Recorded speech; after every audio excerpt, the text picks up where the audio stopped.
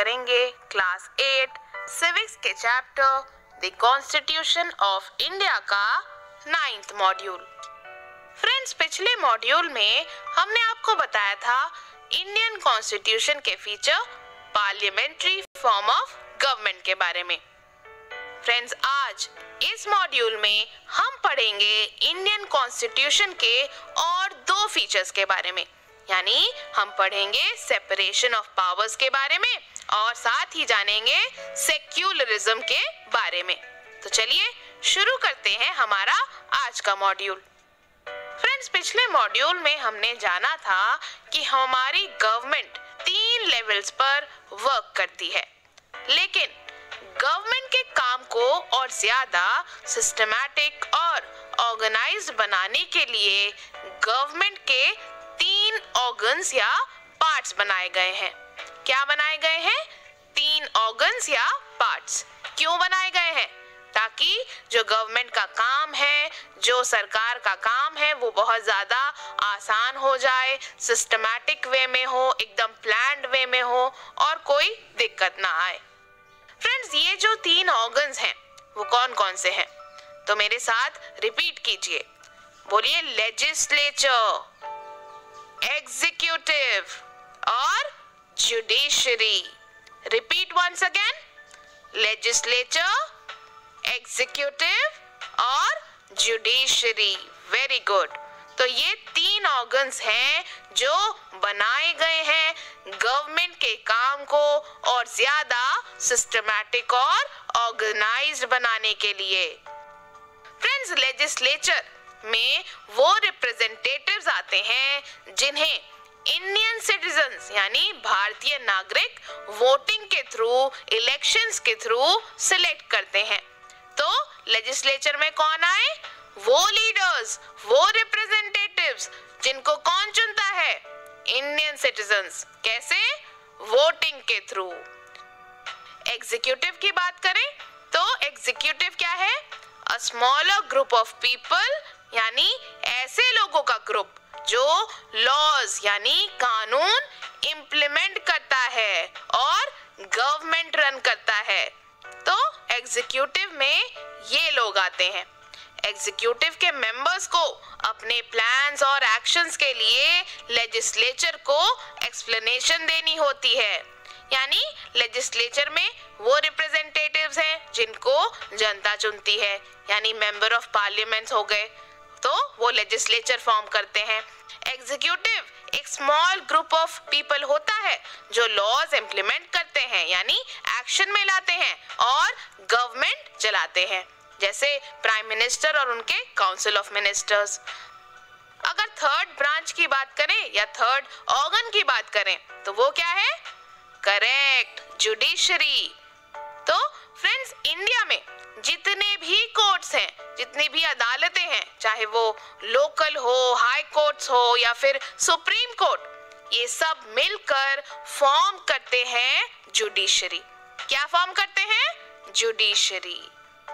Friends, अब अगर बात करें गवर्नमेंट के काम के बारे में, तो गवर्नमेंट के वर्क को इतने ऑर्गन्स में डिवाइड किया गया है, तो ऐसा भी हो सकता है ना कि तीनों में से किसी एक ऑर्गन या फिर ब्रांच के मेंबर्स अपनी पावर का मिसयूज करें। हो ही सकता है कि इतनी सारी पावर्स दी गई हैं इन तीनों ऑर्गन्स को, तभी तो सेपरेशन ऑफ पावर्स है इस फीचर का नाम। क्या नाम है? Separation of powers. तो क्योंकि तीनों ऑर्गन्स को, तीनों ब्रांचेस को इतनी पावर्स दी गई हैं, जैसे लॉज इम्प्लीमेंट करना और rules and regulation banana, government चलाना, तो तीनों के पास अलग अलग तरह के पावर्स हैं। जैसे जुडिशरी के पास, कोर्ट्स के पास ये फैसला लेने का पावर होता है कि क्या सही है क्या गलत। तो कभी अगर ऐसा हो कि कोई एक ऑर्गन अपनी पावर का मिसयूज करने लगे तो क्या होगा? घबराइए मत, उसके लिए भी एक समाधान है, सॉल्यूशन है। फ्रेंड्स, मिसयूज ऑफ पावर होने से रोकने के लिए, क्या करने के लिए? मिसयूज ऑफ पावर होने से रोकने के लिए कॉन्स्टिट्यूशन कहता है, हमारा इंडियन कॉन्स्टिट्यूशन कहता है कि हर ऑर्गन, हर ब्रांच अलग अलग पावर्स एक्सरसाइज करेगा।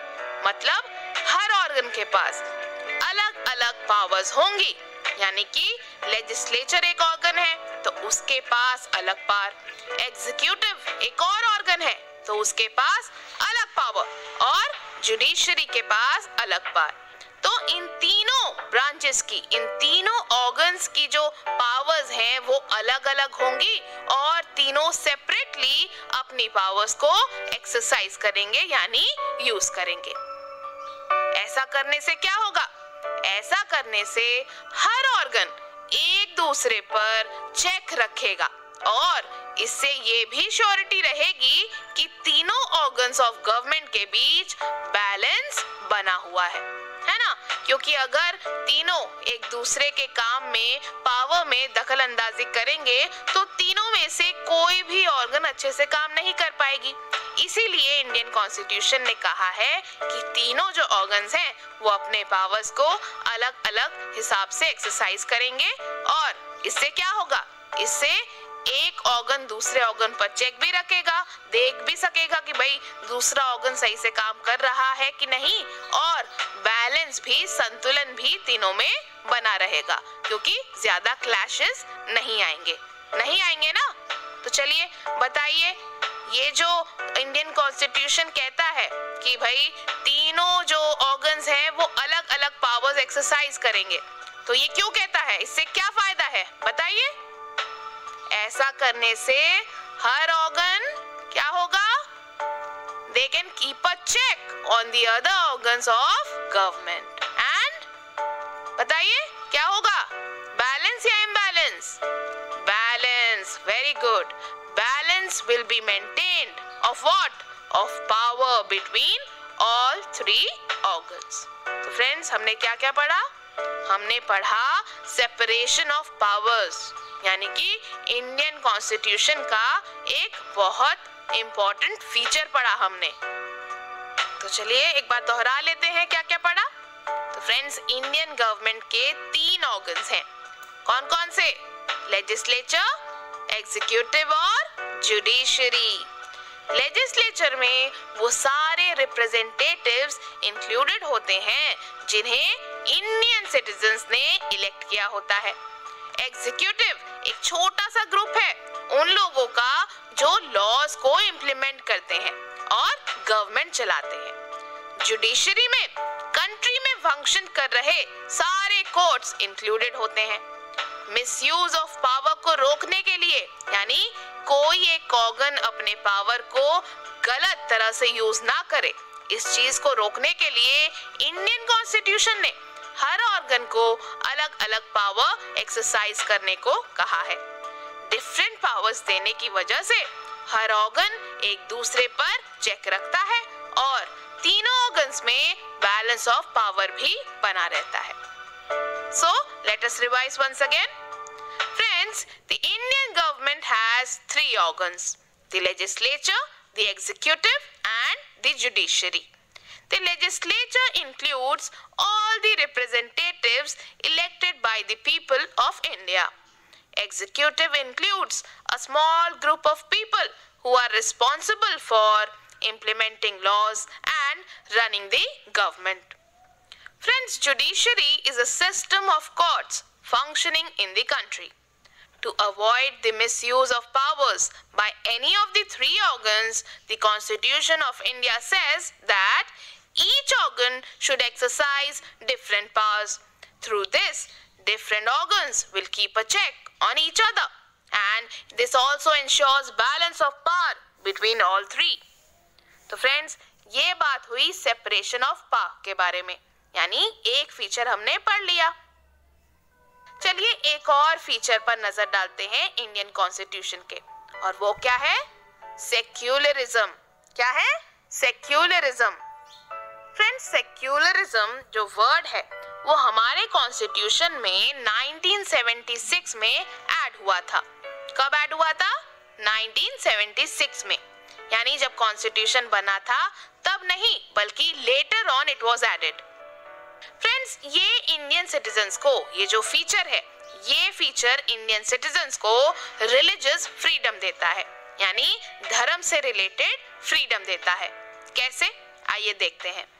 फ्रेंड्स, सेक्युलरिज्म का मतलब ऐसी कंट्री जहां कोई ऑफिशियल रिलीजन नहीं होता और वो किसी रिलीजन को प्रमोट भी नहीं करती। यानी इंडिया एक ऐसा देश है जहां पर कोई एक पर्टिकुलर धर्म, पर्टिकुलर रिलीजन ऑफिशियल नहीं है और ना ही हमारी कंट्री किसी एक रिलीजन को, किसी एक पर्टिकुलर धर्म को प्रमोट करती है।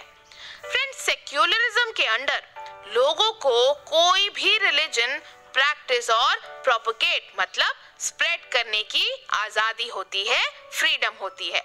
यानी इंडिया में लोगों को ये आजादी है कि वो कोई भी धर्म अपना सकते हैं, प्रैक्टिस कर सकते हैं और उसको स्प्रेड भी कर सकते हैं। ऐसा पूरा फ्रीडम दिया हुआ है इंडियन कॉन्स्टिट्यूशन ने इंडिया के लोगों को। तो समझ आया सेक्युलरिज्म क्या है?